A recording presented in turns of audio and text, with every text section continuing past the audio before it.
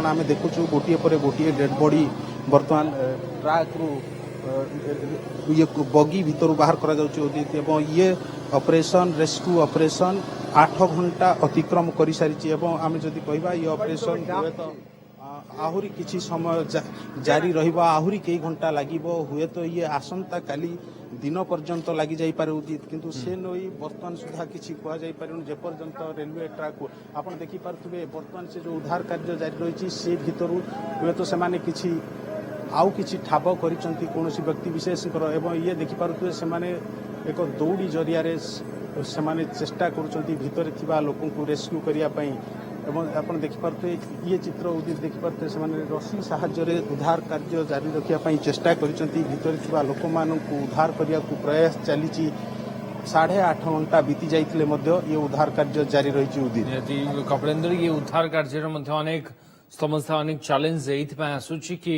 चित्र देखिउछि कि मालगाड़ी उपरे ये यात्रीवाही बगीटी बा जो एक्सप्रेस रो बगीटी किभଳି भाबरे मालबाही ट्रेन ऊपर चढ़ी जाइछि तेनु से उपरु किभଳି भाबरे उद्धार कर जाना जाय पारिबो एवं प्राथमिकता भित्तिरे जो माने आहत थिले सेमानंकु तुरंत उद्धार कर जाई मेडिकल भर्ती कर जाइछि पाखापाखि 800 रु अधिक एभଳି आहतंकु उद्धार कर जाइछि किंतु मृत्यु संख्या एबे भी बढ़िबार लागिछि 207 मृत्यु होइतिबा नै मुख्य शासन सचिव ट्वीट करिसेंति किंतु परवर्ती समय आहुरी अनेक मृतदेह मध्य बाहरुछि आहुरी अनेक मृतदेह बगी ओलटी थिबा बा बगी तळे चापी रहि जायथिबार आशंका करा जाउछि अनुमान करा जाउछि तेनु वर्तमान ये ट्रेन ट्रेजेडी रे रेस्क्यू जारी रहिछि आंशिक भाबरे जो क्रेन गुडिक अछि से साहाय्य रे उठा जाउछि गैस कटरे कटा जाउछि एवं जो मृतदेह गुडिक वर्तमान रहिछि से मृतदेह गुडिकु किभଳି भाबरे कढा जाई पारिबो बा उद्धार करा जाई पारिबो सेति चेष्टा जारी रहिछि सेना कर्मचारी माने मध्य पहुंचिछंती ये भयंकर छातीथरा घटना महानगरे संध्या 7टा समय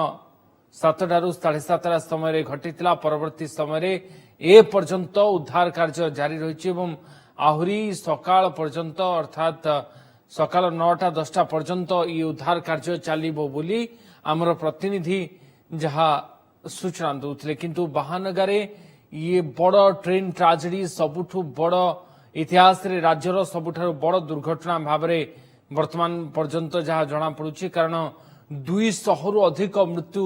हेलानी 200 रु अधिक यात्री मृत्युवरण कलेनी ये ट्रेन दुर्घटना रे तीनोटी ट्रेन गोटे नुहे दुईटी नुहे तीनोटी ट्रेन एककालीन गोटे स्थान रे दुर्घटना होईछि तीनोटी ट्रेन परस्पर सहित धक्का होई ये बड़ दुर्घटना होईछि जहा फल कि 17टी बगी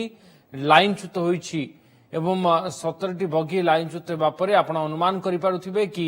गोटे गोटे बगी रे केते संख्या रे लोक माने उपस्थित रहंती केते संख्या रे यात्री माने उपस्थित रहंती तेनु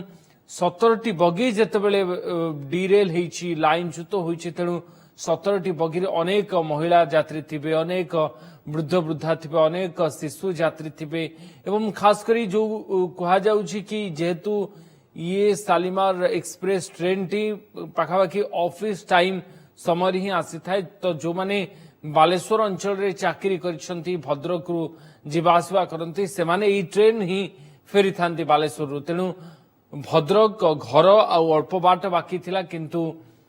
अल्प बाट पूर्व मृत्यु एमती छकी बसिथिबो बोली केही केबे भी अनुमान करि नथिला